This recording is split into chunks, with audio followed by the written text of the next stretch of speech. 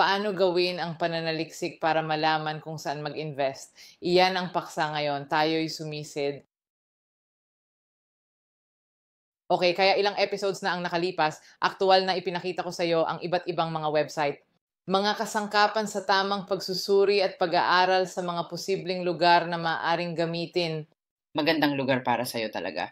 mag-invest sa real estate. Ngayon, gagawin ko ang lahat ng mga konsepto at isang demo para makita mo kung paano talaga ginagawa ang mga bagay sa dulo at kung paano ako pumipili ng lugar na gusto kong mamuhunan at posibleng isang bahay na magkasya sa mga kriteryang hinahanap ko bago magsimula ng tunay na pamumuhunan at pagbili. Nang walang ibang pahayag, tayo'y sumusulong sa screen at kumuha ng Tingnan mo kung ano ang inihanda ko para sa'yo ngayon. Okay, nasa screen na tayo ngayon. Para sa mga hindi sigurado kung aling video, narito ang isa kung saan talaga ako naglalaro ng mga kasangkapan para malaman kung saan mag-invest. Kung hindi, huwag mag-alala, binigay ko na ang card. I-click ang link na ibinigay ko, ilang segundo na ang lumipas. Una-una tayo'y mag-uusap tungkol sa ating mga pinansyal at mga gastusin. Naalala mo paano ko talaga pinag-usapan, kailangan mong malaman kung magkano ang kailangan mo, kung magkano ang available para magplano, i-reverse engineer natin. Kung may 100,000, sabihin na may $20,000 kang naipon, maglaro na lang tayo sa numero. Meron akong 105,000, maaari kang maglagay ng 5% pababa o 20% pababa o kahit 20% pababa. Kung di mo alam saan eksaktong tinutukoy ko sa halaga ng pera na kaya mong ilagay, narito ang isa pang link dito. Tingnan mo lang 'to para makakuha ka ng ideya. Pero para sa layuning ito, magpapasya tayo na mag-down ng 5%. Kung mag-iinvest ka ng $105,000, kailangan mo ng hindi bababa sa 5,250 bilang down payment para sa iyong investment. Tandaan magiging pareho ang mga gastos sa pagpapalit. Ito ay nasa 3% hanggang 5% para sa mga hindi alam ang closing cost, lahat ng bayarin na kailangan mong bayaran sa paglilipat ng titulo. Kasama rin ang mga abogado na tutulong sa iyo sa transaksyon. Para sa mga nakatira sa isang estado na nangangailangan ng abogado, lahat ng bayad sa pagtatasa, pagre-record, buwis sa ari-arian, kahit isa, kaya sa pangkalahatan mga 5% rin ito. Kaya sa 5% bilang down payment plus karagdagang 5% para sa mga gastos sa pagpapatala, tinitingnan natin ang 10,500 na halaga. Kaya kailangan mo ng mga nasa paligid ng $10,500 para maganap ang isang deal. Ngayon alam natin kung magkano kaya nating bilhin. Maglaro tayo sa mga numero. Kaya natin magkaroon ng bahay na nagkakahalaga ng $105,000. Kaya titingnan natin muna sa Google Maps dahil kailangan nating pumili ng isang lugar kung saan tayo talaga pwedeng mag-invest. Para sa layunin ng ehersisyo, hindi ko sasabihin kung saan dapat kang mag-invest. Pero sabihin na lang natin gusto kong maglaro sa Buffalo, New York. Interesado ako sa pag-i-invest sa property malapit sa University of Buffalo para ipaupa ito sa mga estudyante at iba pang mga bagay. Hindi ko sinasabi na dapat mong gawin. Kailangan mo pa ring isaalang-alang ang due diligence sa pamumuhunan. Para sa layuning ito, maglalaro kami ngunit hindi maglalaro. Pupunta kami at gagawa ng pananaliksik sa lugar ng Buffalo. And kaya tingnan natin, meron tayong Buffalo, New York. Tingnan natin kung ano ang malapit sa University of Buffalo.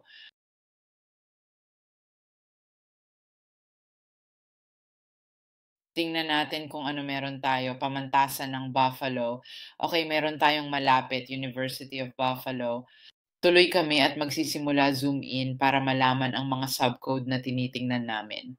Kaya malapit meron kami. Makikita mo na ang paaralan ay talagang napaliligiran ng iba't ibang mga bayan. May Allenton, Lakeview, Columbus, Buffalo, Willow Park, ATBP.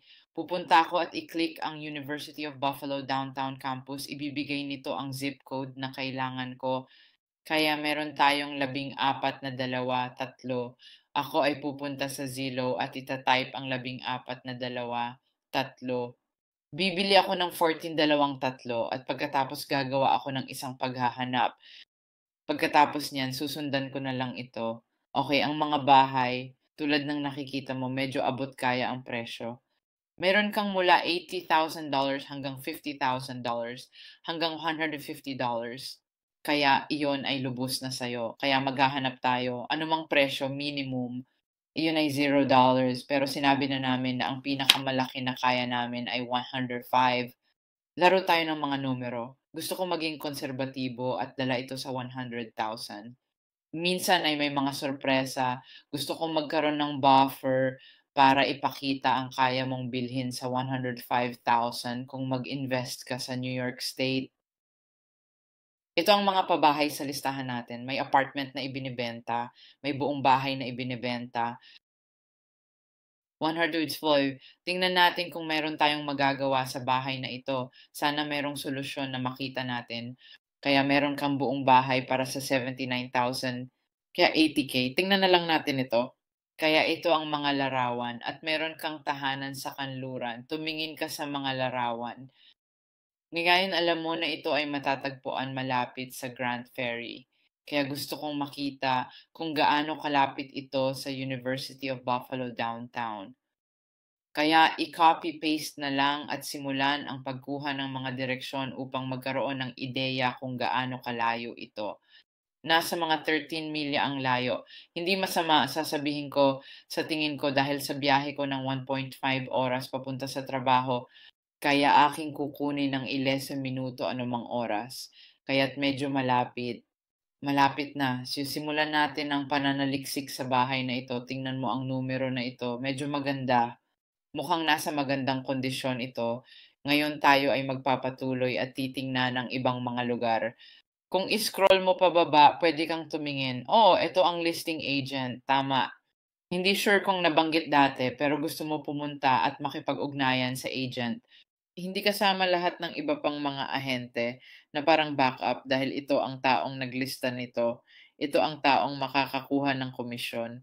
Kaya gusto mong magsimula ng pag-ehersisyo kasama ang taong 100% pamilyar sa mga detalye ng property. Bakit nagbebenta sila? May tamang ugnayan ito sa mga may-ari. Nakipag-ugnayan na sila dati kaya alam na nila ang mga detalye ng mga bahay. Mas madali ang iyong transaksyon at pakikipag-ugnayan, parang ikaw deal sa ibang ahente. Hindi ako may laban sa kanila pero sila ang gitna. Kung makikipag-ugnayan ka, sabihin kay Robert o Anisha, malamang isa sa tatlo ang kailangang makipag-ugnayan kay Christian. Pagkatapos ang funnel kailangan ng oras, gusto ko sa pinagmulan at gawin mas madali. Kaya maaari mong upahan ito sa maraming pamilya o marahil sa isang grupo ng mga kasama sa bahay na magkakasama. May ilang magaling at walang problema sa pagtira, kaya may 3 silid tulugan na madaling maupahan ng 3 mag-aaral. Kailangan mong suriin ang mga patakaran sa pagrerenta sa lugar. Kung may bahay kang pinapayagan akong hindi hihigit sa 2 hindi magkakamag-anak na tao na manirahan sa iisang bubong. Pero magiging paksa ito sa ibang video. Kung interesado ka pa, mag-iwan ng komento sa ibaba. Habang pumupunta tayo sa ibaba, makikita natin ang mga halaga ng mga bahay sa paligid. Mayroong kasaysayan at pagpapahalaga ang tantiyang ito sa pagdaan ng panahon. Noong 2015, may isang tao na bumili nito sa $30,000. Makita ang kasaysayan. Kaya't ito ay mahalaga ng doble. Hindi natin alam ang nangyari sa pagitan. Ang taong ito ay bumili nito sa 30,000 at ibinenta nila ito sa 60,000. Pero pinapansin ko ang mga bagay na ganito, tama ba? Ano ang nangyayari sa bahay na ito? Ano ang ibinebenta ng taong ito noong 2017 at ngayon sa 2019 inilista para ibenta? May exit strategy ba ang tao? Baka gusto nilang gamitin ang pera mula sa bahay na ito sa ibang lugar. Baka napagod lang sila sa pagiging landlord. Ano ang kwento sa likod nito? May problema ba? Nahaharap ba sila sa maraming batas na hindi nila kayang sundin kaya iniisip na hindi ito sulit at gusto nilang umalis? Kaya iyan ang mga tanong na kailangan mong itanong sa realtor at medyo maunawaan kung ano ang nangyayari sa lugar dito. Binibigyan kanila ng isang maliit na calculator ng mortgage. Kung may $79,000 ka para sa presyo na hinihingi at nagpasya kang ibigay ang buong halaga at 20% na DP, ito ang kailangan mo para sa DP. Pero tulad ng sinabi ko, para sa layuning ito, gagawin nating 5% down. Kung tradisyonal na mortgage ka, ito ang buwanang bayad mo. Tama, meron kang 370 na principal at interest. Ito ang halaga para sa property taxes at insurance na karaniwang escrow ng lender. Kailangan mo rin magbayad sa PMI. Ito ay insurance na dapat mong bayaran kapag binigyan ka ng mas mababa sa 20% na down payment. Sabihin na lang, halimbawa kung may 20% ibinaba, mawawala ang numero. Naintindihan? Ang dahilan kung bakit sila nagpapabayad ay para sa insurance na sumasakop sa halaga ng buong bahay. Ito ay isang insurance ka hindi mo mabayaran at tumigil kang magbayad. Gusto pa rin ng mga nagpapautang na makuha ang 15% na hindi mo inilagay sa una. Kailangan nilang sakupin ito ng karagdagang siguro. Pero muli, bumalik tayo sa 5. Ang PMI ay 48,623. Iyon ang pinakamababang dapat mong makuha para sa renta. Tama. Magkano ang pwede kong upahan sa bahay na ito? Dahil kailangan mong tiyakin na ang iyong mortgage ay hindi bababa sa 623 hours. Pupunta tayo sa isang lugar tulad ng rentalmeter.com. Ako nagsalita tungkol dito, iba pang mga lugar, iba pang video, paumanhin. Kaya meron kang rental meter na ilalagay sa zip code. Kaya ito ang address. Ako ay magkokopya at magpapaste at maghahanap lamang ako 3 silid tulugan. Magkano ang renta nito? Hindi, ayaw kong i-save ito. Gusto kong suriin ang address na ito. Oh, pasensya. Oh, naglo-load. Pasensya na. 3 silid tulugan gusto kong upahan ito. Mga $800 sabihin na natin. Sige na nga. Pwede ko bang upahan ito para sa $800? Binabato ko lang ang isang numero. Ang average na upa para sa lugar ay mga $900. Kaya 100% ito kaysa sa kaya kong gawin. At kung iisipin mo, magkakaroon ka ng cash flow sa kondisyon na walang karagdagang gastusin. Kung ang mortgage mo ay 623 at pwede mong upahan ng property na ito para sa 900 minus 623, ikaw ay may cash flow. 277 buwan sa dulo ng lahat. Kung hindi sakop ang utilities sa isang lugar tulad ng New York, kailangan isaalang-alang ang init, tubig. Magkano ang gastos mo sa isang buwan? Sapat ba ang $100 na yon? Babayaran ko 200. Kailangan isaalang-alang ang mga gastusin na yon. Labas sa saklaw ng video, pero gusto ko lang bigyan ka ng ideya sa mga utility o gastusin na kailangan mong isaalang-alang bukod sa mortgage. Kapag mayroon tayo niyan, pwede kang mag-charge hanggang $900 kung hindi mo nais gamitin ang isang tool tulad ng rental meter dahil ito ay bayad na tool. Gusto ko sa rental meter ay one-stop shop. Tinutok ang mga numero at agad ibinibigay sa iyo. Ngunit inaakala ko na hindi lahat sa atin ay may pera upang magbayad para sa kahit gaano kaliit na halaga nito. Kapag nagsisimula sa negosyo, gamitin ng husto ang bawat kusing. Kung ganon, huwag mag-alala. Pwede kang gamitin muli ang Zillow para malaman ang aktwal na presyo ng upa ng isang property. Pero medyo parang manual, magkano ang kabuang halaga ng upa sa lugar na ito at gusto ko itong upahan. Kaya pupuntahan ko ang listahan ng mga upa at gagawin ko ang University Buffalo para sa kalusugan nito dahil hindi ko alam ang nangyayari sa tool. Tila wala namang mga resulta, walang anuman. Okay, kaya yan dahil sa aking paghahanap. Para mas madali, gawin na lang natin ng 1,000 upang mapadali ang proseso. Umuupa ka dito para sa 900. Naglalaro ka sa mga numero malapit sa University of Buffalo, pinakamalapit na upa. Kaya sarisay isa pang kasangkapan na magbibigay sa iyo ng mga saklaw na maaari mong singilin para sa upa. Pero maaari mo rin makita kung ano ang kasama sa ari-arian. Kaya ito ay isang napakagandang bahay na inuupahan para sa $900 lamang. Kung ihahambing mo ito sa bahay na ito at titingnan mo ang mga carpeting at ilang mga bagay na kailangang alisin, kailangan mong ayusin ito ng kaunti bago mo maaaring hingin ang $900. Hindi mo maaaring ihambing ang isang bahay dito sa kondisyong ito. Ito ang ilan sa mga bagay na dapat mong tandaan. Hindi mo kailangang mag-charge ng $900. Maaaring mabawasan mo ito hanggang $850. Sabihin natin ang $875. Kaya inuupa nila ito para sa $875. Pero ito ay isang apartment. Ito ay medyo maganda pa rin. Kaya hindi ito ganun kasama. Ang saklaw ay maaaring maging 875 hanggang 900. Gamitin ang Rentimeter. Pwede kang gumamit ng Zillow. Ito'y magbibigay ng halos katulad na palagay sa presyo ng upa. Maaari kang maglaro sa iba pang mga numero, halimbawa 700. Pero ito ay parang isang manual na maaari mong makita. Ang Zillow ay nagbibigay ng mga larawan ng mga bahay at totoong sukat nito, kaya maganda itong gamitin para malaman ang tunay na laki ng bahay. Ay hambing ang iyong pag-aari o plano sa mga katunggali sa merkado at tingnan kung ano ang mga benepisyo na inaalok nila na wala ako at kung paano ko maaaring makuha ang mga benepisyo na ito. Na kaya ang aking upa ay katulad din ng kanila sa pagiging kompetitibo. Okay, kaya ito ay tungkol sa bahay. Tingnan ko kung ano pa ang mga itinuturing kong krimen at mga bagay sa paligid. Kaya't nagsalita ako tungkol sa isang tool na tinatawag na niche.com. Kaya papasok kami at gagawin ng niche.com at ilalagay ko ang zip code sa tool na ito. Meron pong 14, 2, 1 at 3.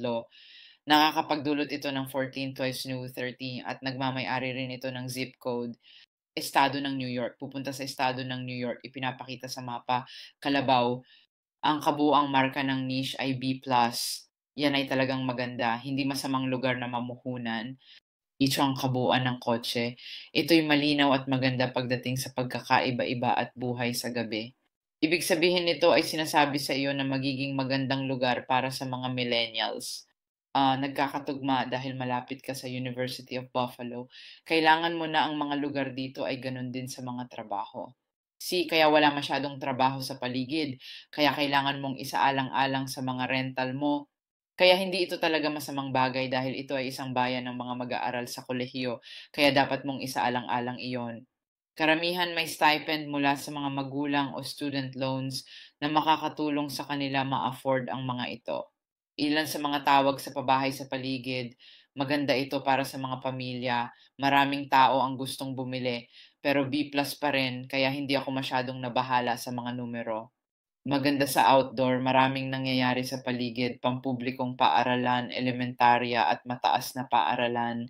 Kaya kailangan isipin mo yan. Sa mga tuntunin ng pabahay, ang kalidad hindi ganong maganda. Bumaba ka at tingnan ng populasyon. Ito ang halaga ng bahay. 89,000. Humihingi sila ng 79. Medyo mababa ito kaysa sa hinihingi nila. Makikita mo ang pakiramdam. 65% ng mga tao mas gusto ang umupa kaysa sa magkaroon. Bagaman muli, dapat mong tandaan kung ano ang nagpapabago sa bilang na ito. Ito ay hindi isang karaniwang lugar tulad ng Buffalo. Ito ay isang bayan ng kolehiyo. Dapat mong tandaan na karamihan sa mga nagrerenta sa paligid ay mga mag-aaral sa kolehiyo, kaya't yan ang dahilan kung bakit ang numero na ito ay napakalayo sa ibang mga bayan. Kailangan mong itanong kung ano ang sanhi ng malaking pagkakaibang ito. Tama ba? Dahil ba sa trabaho o sa mahal na lugar na hindi kaya ng mga may-ari ng bahay magkaroon ng sariling tahanan? Ito ba tulad ng kaso ng isang bayan ng mga mag-aaral, median renta, sinasabi ang isang palagi ang halaga. Tulad ng nakikita mo, ito ay medyo iba kumpara sa mga nakukuha mo dito sa rental meter o Zillow. Kailangan mong tandaan na ang data sa pahinang ito ay tungkol sa 2 taong pagkaantala, kaya tandaan din iyon. Narito ang listahan ng mga bahay na available para sa pagbebenta mula sa Realtor.com. Narito ang ranking. Ito ay bilang numero 31 sa 667 na mga lungsod na pinakamalawak, isa sa mga pinakamahusay na zip code na tirahan 393 sa 670. Kaya sasabihin ko sa gitna at medyo nakuha mo ang tunay na kahulugan nito. Tama ba talaga ito? Para sa mga residente, ito ang halaga ng kanilang kita taon-taon. Ito ang katamtamang sahod at edukasyon ng ilang mag-aaral. Mas mababa ang edukasyon na makikita mo sa bayan. Ibig sabihin, mas panggit ng uri ng pamayanan ito kumpara sa mga nag-uunlad na mayroong bachelor's o master's degree. Kapag nakakakita ka ng ganitong edukasyon, iniisip mo ang downtown Seattle kung saan naroroon ang Amazon o ang Silicon Valley. Gamit ang aplikasyon na ito, maaari kang maglaro ng papel sa iba't ibang mga uri ng tirahan na maaring mong upahan, bilhin o mamuhunan sa. Ano nga ba ang kahulugan nito? Sige, kaya ko bang talagang bumili sa lugar na ito? Kung ganoon, subukan ang pag-flipping. Pero kung pang-upahan, panatilihin ang mga ari-arian doon at simulan na lang upahan ito upang kumita at makita ang mga paaralan. Kaya't nagbibigay ito ng hakbang na karaniwang hindi mo alam maliban kung maglakbay ka doon. Kaya't sinasabi ko na ang teknolohiya ay nagpapadali ng ating mga buhay. Kaya gamitin ito ng mabuti. Ngayon tiningnan natin ang kaligtasan, tama? Ano ang nangyayari sa kaligtasan sa paligid? Tingnan natin kung may taktikong nagsasalita tungkol dito. Sawari ko hindi, pero okay lang. Huwag matakot, pumunta tayo sa ibang website, spotcrime.com. At pagkatapos sa spotcrime, maaari mong i-type muli ang zip. Kaya ngayon ay ayaw ko nang i-save ito. Kaya meron tayong 14, 2, 1, 3. At pagkatapos ay papasok tayo dito. Sige, kaya nagbibigay ito sa iyo ng ideya ng uri ng mga krimen na nagaganap. Kaya maraming pang-aabuso sa mga lugar tulad ng pagnanakaw sa bansang Bulgaria. Hindi ko alam kung ano ibig sabihin ng kulay lila o pagnanakaw. Ibig kong sabihin, nakakabahala pero kailangan mong lumapit sa mapa upang makita ang tunay na distansya ng pangyayaring ito at malaman kung gaano kalayo o kalapit ito. Tulad ng nakikita mo, malapit lang ito, mga pagnanakaw sa paligid kaya maraming pagnanakaw. Yan ay nagsasabi sa iyo ng kaunti tungkol sa kapitbahayan. Anong uri nito? Tingnan ng petsa. Kung ito isang pangyayari na nangyari, mga 2, 3 taon na ang nakalilipas, marahil hindi tama. Baka iyon ang nangyari nun. Kapitbahayan malinis na. Pero habang nag-scroll ka pababa, makikita mo ito kung bakit nangyari. Maari mong i-click ang bawat isa sa kanila upang makita ang ulat. Narito na. Ang insidente ng pagnanakaw ay inaalam ng pulisya ng Buffalo. Ito ay naglalaman ng mahalagang impormasyon tungkol sa isang lugar. Kapag ibinigay ito, oras ng pagdedesisyon kung gusto ko mamuhunan dito o lang pumunta doon at tingnan o lumipad. Ito ay sayo, hindi pa ako nakapaglakbay sa anumang lugar na pinaglagakan ko dahil ginawa ko ang pananaliksik na ito at nakuha ko ang kabuuan ng aking ininvest. Kung iisipin mo ang logistika, tama. Kung ikaw ay nag invest sa isang lugar na panggit ng uri ng tao, inaasahan mong medyo ligtas ito pero hindi mo inaasahan na ito ay nasa pinakamataas na antas. Kung gusto mong mag-flip ng mga bahay at gusto mong bumili ng magandang mga bahay sa murang halaga at ibenta ito ng mahal, baka gusto mong isaalang-alang ang uri ng estadistika na ito. Hindi gusto ang mga ganitong kaganapan sa paligid dahil gusto bumili ng bahay. Iiwan ko na sa'yo ang lahat. Yan na ang lahat ng iyong hatol. At meron pang isa pang website na gusto kong ipakita sa'yo. Iyon siya ay datausa input-output at parehong bagay na naglalaman ng impormasyon at nagpapasa ng data. Maaari kang maghanap talaga. Hindi ako sigurado kung kaya mong gawin ng zip code pero tingnan natin 14, 2, 3. Kaya sige, maaari kang maghanap ng zip code at ibibigay ito sa iyo ng impormasyon tungkol sa lugar. Pero ginagawa ito ng mas mataas na antas, hindi nagtukoy sa partikular na lugar tulad ng niche. Kaya ang gagawin ko ay i-type lang ang Buffalo, New York. Kaya ito ang kalabaw na ito at nagbibigay ito sa iyo ng mga estadistika tungkol sa buong estado. Naniniwala ako na itong website may 2 taong pagkaantala, alamin ang may kinalaman at hindi. May tungkol dito sa bayan, ito ang kinaroroonan nito, kalusugan at kaligtasan. Ito ang ekonomiya, ang median household, ito ang mga sahod, kaya kailangan mong isaalang-alang ang lahat ng ito. Ano ang ibig sabihin ng 30,000? Ito ba ang karaniwan dito sa Buffalo o baka napakababa nito? May mga pagkakataon ba na hindi ka makakapagrenta ng kahit ano? At ano ang sinasabi ng populasyon? Ilang sa kanila ang lalaki at babae, bakit ito mahalaga? Isipin ng mga single moms, tama? Kung may mga single moms kang gustong upahan na may mga anak, malaking pagkakaiba ito. Kailangan mong itanong sa sarili mo kung kaya nilang bayaran ng upa o bumili ng isa sa mga flips ko. Kung magpasya kang pumunta doon at magsimula ng pagbaliktad, ang uri ng lahi, pasensya na o etnisidad na naninirahan sa lugar, kaya may malaking bahagi sa kanila na pinamumunuan ng mga puti, sinundan ng mga Asyano at iba pang mga lahi at ang distribusyon ng sahod mula sa New York. Ang pagkakapantay-pantay ng kita tulad ng pagkakapantay-pantay ng kita ayon sa lokasyon, mas madami kang makukuha kapag mas madilim ang numero. Ito ay nakakatulong dahil magbibigay ito sa iyo ng ideya kung ano ang mga lugar na may magandang kalagayan o kumikita ng mas malaki na pera. Kaya baka sila makabili ng mas magandang tirahan. Hindi ko alam. Pero para lang malaman mo kung paano gamitin ang mga kasangkapan at estadistika para sa matalinong desisyon. Ngunit muli tandaan na ilang taon na ang nakalipas. Ang huling impormasyon na meron tayo dito ay mula noong 2016. Kung hindi mo alam kung paano gawin ito, madali lang. Tingnan mo lang ang balita tungkol sa Buffalo, New York, at simulan mong basahin ang ilang mga lokal na pahayagan. Kaya meron kang buffalonews.com at nagsisimula kang pag-aralan ng lugar, ano ang nangyayari doon. Maraming pananaliksik dito, tiyakin ang tamang pagsusuri sa real estate investment. Ang mga numero dapat may kahulugan, pero kailangan ding tingnan ng epekto sa rental market at purchasing market. Kung may bahay ako dito, kung mag-i-invest ako, kumita ba ako dito, malaki ang papel ng mga numero dito, pero hindi lang tungkol sa mga numero. Kailangan mo rin maintindihan kung ano ang mga estadistika sa paligid ng lugar, kung ano ang nangyayari doon. Sa paraang iyon, maaari kang gumawa ng isang komprehensibong desisyon at maging lubos na pamilyar. Ginawa ko ang pananaliksik at mga numero. Nakakaintindi ako na pumasok at mamuhunan dito. Ito ang gagawin, hindi pa garantiya. Sa amin, ginagawa namin ang isang pinag-aralan na decision. Parang sa stock market, gumagawa ka ng decision. Hindi mo alam kung sa isang gabi bukas ang stock market ay magugunaw. Ito rin dito, mayroon kang kahirapan ayon sa edad.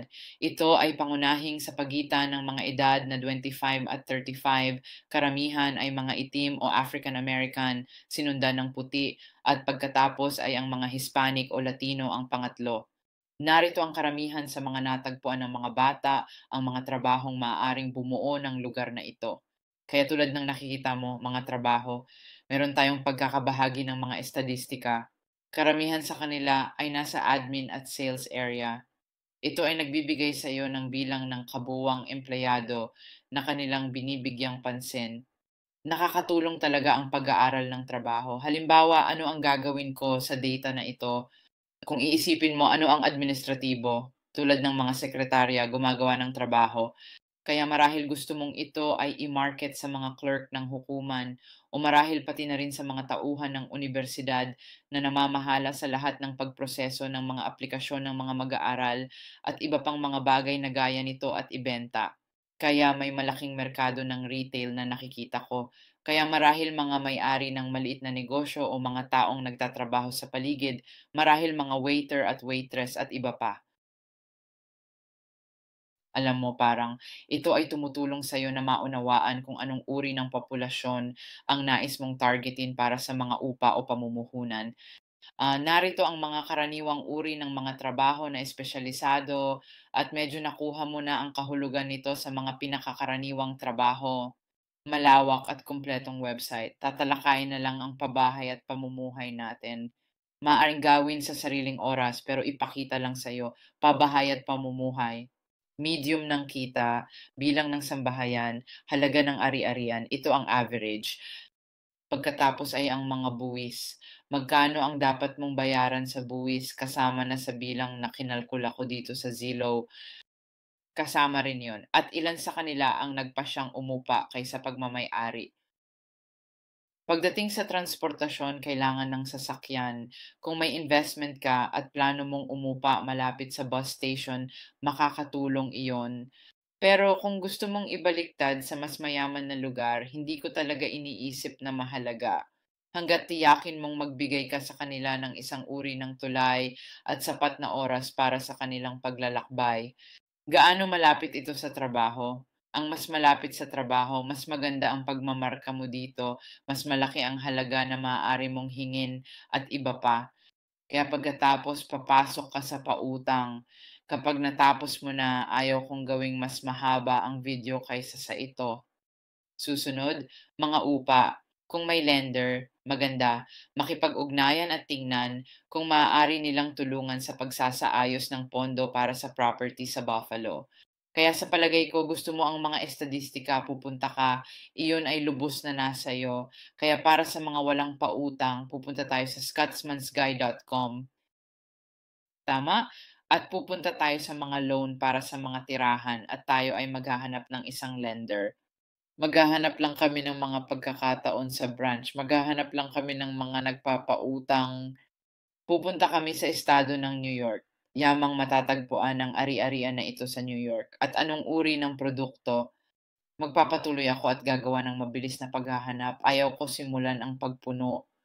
Para sa layuning ito, dahil sa 5% paglalagay, magfo-focus tayo sa FHA. May FHA VAS or FHA 203 rehab program tayo. Ang napunta kay Barang Sinawa ay ang FHA 203 ay magbibigay daan sa iyo na mangutang ng pera upang bumili ng bahay at gawin ang rehab ng bahay sa parehong pagkakataon. Kapag bumili ka ng fixer-upper, kailangan mo ng pera para ayusin ang mga kailangang ayusin sa bahay pagkatapos. Tututok tayo sa numero 5 at 6. Magfo-focus tayo sa mga bagay na may 5 at 6. Yan. Meron kang Grantee Rate Inc. Impormasyon sa kontak ng taong kailangan mong makausap. Nagpapautang sila sa buong bansa, walang mga paghihigpit. Sa New York, may si John Cervantes para sa Carrington Mortgage. Parehong bagay, 5 at 6. Kaya ito ang takip at ito ay isang napakalaking listahan. Magandang tool ito na maaaring gamitin at pamahalaan. Maraming tao kang makakausap. Kung hindi gumana, lumapit ka sa susunod. Kung makikita mo na maraming mga lender dito na maaaring tawagan at lapitan sa ngayon, kaya ako'y nagtataka na makita, tayo'y may pinagsamang garantiya ng platform upang mapalago eksponensyal. Lumapit sa kanila. Arvive, kailangan mong pag-aralan ang website ng lender kung nais mo talaga. Kung hindi, kontakin sila. I-email ang kontakto at sabihin ang ginagawa mo sa kanila para makatipid ng oras. Okay guys, lahat meron ako para sa inyo ngayon. Sana'y makatulong sa iyo impormasyon. Kung may kakilala kang makikinabang sa ipapakita ko ngayon, ibahagi ang video at magbigay liwanag sa kanilang araw. Sana gawin nila ito ng mabuti. Tulad ng karaniwan, pakipindot ang like o pindutin ang subscribe button sa ibaba. Sa susunod na pagkakataon, makikita namin kayo mga guys. Paalam ito.